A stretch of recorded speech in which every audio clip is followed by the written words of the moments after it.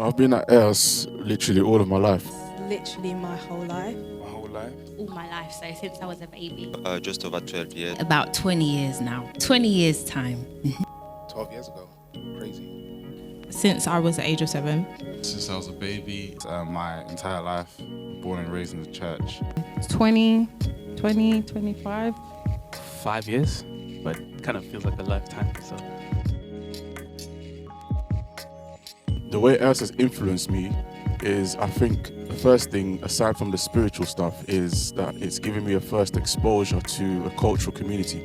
So I've really adapted to the effects and the positivity of, being raised by a community, that's connected to my culture, rather than just being exposed to my culture at home.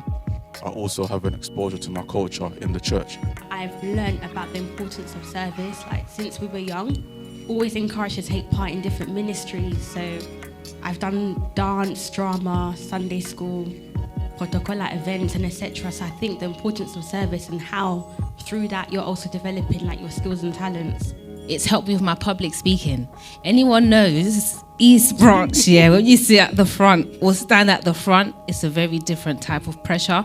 But I feel like once you get past that, you can kind of do anything, That used to be my biggest fear, but it's definitely helped me with public speaking and just showing up in general. It's influenced me in so many ways. I would say from what I do now, I teach Sunday school. That kind of translated into my real life now, teaching. My favourite memory at AIRS, there's so much, but I think one that resonates with me a lot is, of course, End Time Revival Mission. It'll have to be End Time Revival Mission. It was when we used to host the End Time. The End Times. That was like the yearly convention, that AIRS would have. And what I really liked a lot about that is that we wasn't only within ourselves in the church, but we was also connected with other branches. So we got to know, other members from the other branches of the church, and it kind of helps you see the impact of how big AIRS is as a church, and the influence it has in the community alone. I got two best memories.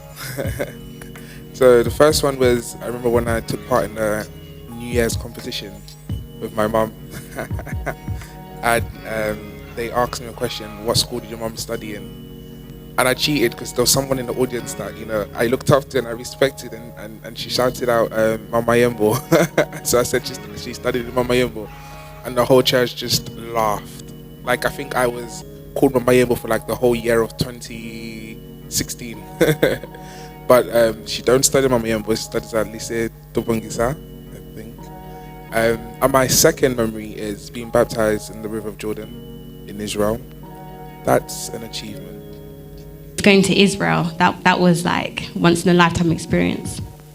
My favorite memory was going to New York in 2017 with members of the church. That was a dream of mine to go to the States, so I was very happy going there.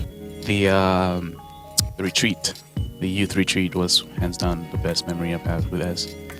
It's because we've learned a lot, we've grown a lot, and I feel like that's like a milestone starting there. Because now, after the retreat is when I started to, build my relationship with God even a bit stronger, and pushing myself to, just be in His presence more and stuff like that. So retreat's definitely my favorite memory. I would say when Makoma came to church, that was probably one of the best memories ever. Taking a picture with Natalie Makoma, everybody wanted to be around her, and I took a picture with her, and then my mum sent it to Congo. Broke my heart. Another memory would be when we used to do Echo d'Airs. We used to do performances everywhere. We danced for Marie Moussamou, so many wonderful people. That was truly one of the best times of my life, literally. I would say the Christmas plays that we used to do. I used to do the Harlem Shake, be in the middle, stuff like that. It was just fun. It was just it was just fun. Working up to it, the practicing, coming on Saturdays, doing rehearsals, stuff like that. I really enjoyed. It's King's Princess, so that was for the teenagers to learn about ourselves, to develop our self-esteem, our confidence. That was really good, and it helped me know the other girls in church. Second one is God Jam, because I was able to minister at the event through dance, and it developed my interest in lyrical dancing. God Jam. I We won won. God Jam with my friends. Yeah, we've won. And we've won. And just the music, the people that helped us, Kevin, Yeah. Nathan, Andre, they were doing the seconds in the back. It was so fun. And another highlight as well is when the Congolese Michael Jackson came to church. Yeah, I'll never forget.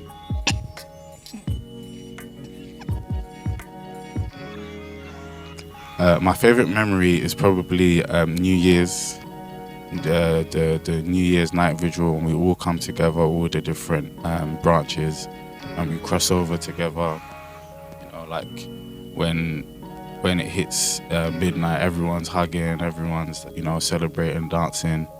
Is always good, and like towards the end, there's always a period where the pastor allows anyone who wants to perform, anyone who wants to tell their testimony, to go ahead. And I remember when I was quite young, I did a little, I was preaching for a bit, like when I was probably like 10 years old.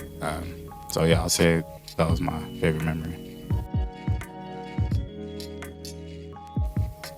In terms of what I'm looking forward to in the future is to see the generation behind us. I want to see their spiritual growth. I want to see how they get involved in different departments and different aspects of the church. I want to see the youngsters in the Sunday school right now. I want to see them become the leaders of the church of tomorrow. I want to see them become the singers. I want to see them become the preachers, the youth pastors. I want to see them enter the media team. I want to see just growth in every department else. Waiting to see like what is in store, like waiting to see what's next, how the young children are going to, because the young children now lead praise and worship, right? So yeah, like just seeing things develop, and these young children that I once was teaching are now taking that responsibility to lead and do these amazing stuff at church. So yeah. What am I looking?